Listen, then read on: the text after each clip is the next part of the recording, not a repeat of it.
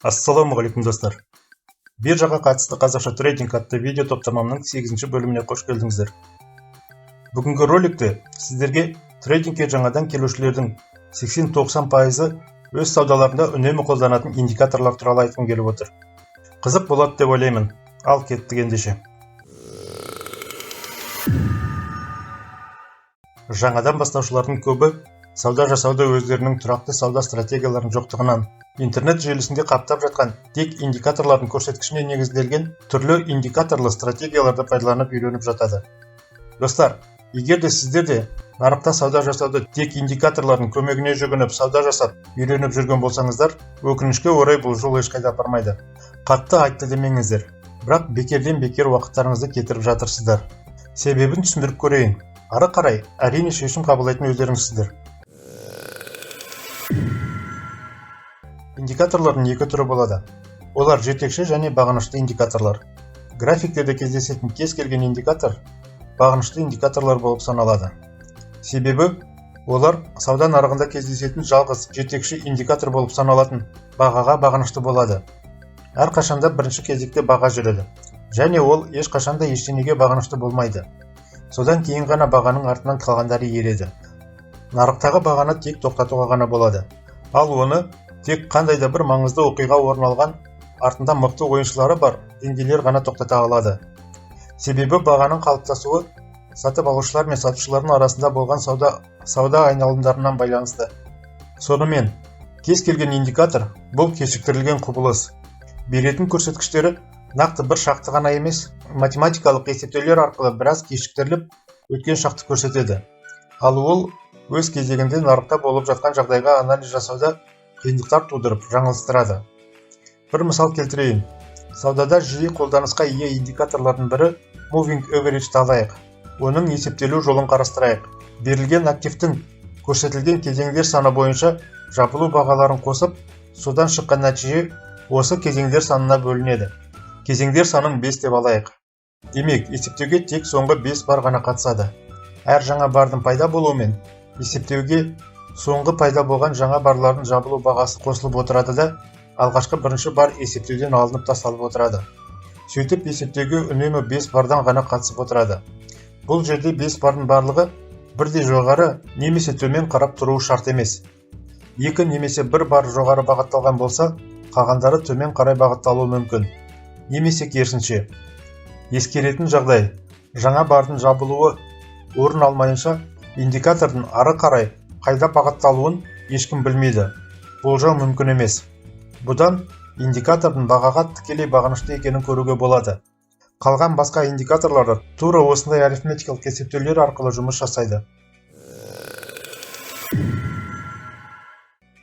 Қалай болғанда да, индикаторларды саудамда қолданамын деушілерге қандай жағдайда индикаторларды қолдануға болады?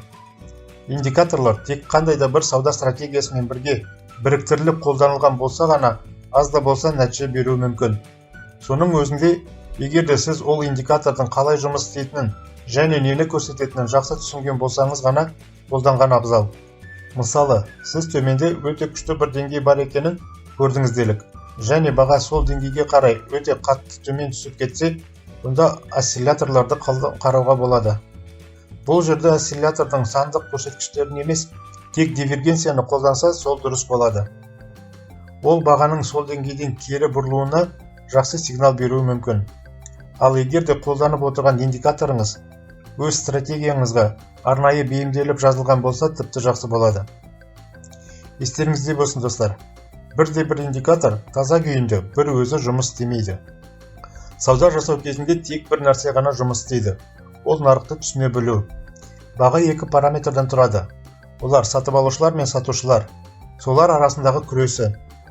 Біреуі бір сәтте күшін әлсіретіп жатса, енді біреуі өзінің мықтылығын көрсетеді. Сондықтан біз графиктен бағаның өзін-өзі қалай ұстайтынын қарауымыз керек.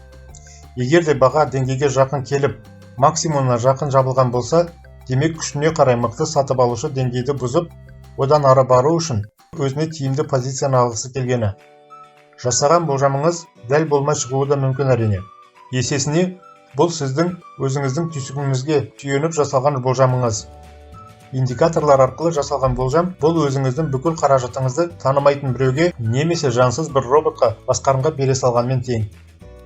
Тақырыпты қорытындылайтын болсақ, индикаторлардан бұрын графикке бір қарап ақ нарықты түсінуді үйреніп алған әлдеқайда дұрыс болады. Сондықтан достар, ең мықты индикатор ол біздің көз болып табылады. Енді өзімнің ақылы видео курсыма қатысты WhatsApp-қа келіп жатқан жиі қойылатын сұрақтарға осында жауап беріп кетейін. Курстың бағасы 18.000 теңге. 5-10 минуттық 12 видеодан тұрады. Курс 2 бөліктен тұрады. Бірінші 7 видео теорияға арналса, екінші бөлікте ең алғашқы сауда операциясын жасай алатындай трейдер үшін қажетті ақпараттармен бөлісемін. Курстың мақсаты жаңадан бастап жатқан трейдерлерге максималды түсінікті етіп жеткізу, тұрақты түрде пайда табатын трейдерлардың қатарына қосу. Барлық 12 сабақты орындарын ауыстырмай бірден 12-ке дейін тізім бойынша қарап шықсаңыздар, курсты меңгеру жеңіл әрі түсінікті болады. Қарап болған соң, Телеграмда жабық каналға қосам. Курс максималды түсінікті болу үшін, сонда біраз тапсырмалар беремін. Ары қарай сол группада әркім өз жасаған мәмілелерін салып, талқылайтын боласыздар. Тәжірибе алмасып дегендей. Курста айтылмай қалғандар да бар. Оны курсты меңгеріп алған соң Телеграмға салатын боламын. Әуелі база керек. Ал ол база курста бар. Бүгінге осы достар. Берілген ақпарат пайдалы болды деп ойлаймын. Видео ұнап жатса лайк басып, каналға тіркелмеген болсаңыз, міндетті түрде тіркеліп, достарыңызбен бөлісіп отырыңыздар. Сұрақтарыңыз болса төменде жазсаңыздар болады. Міндетті түрде жауап беремін. Қош сау болыңыздар.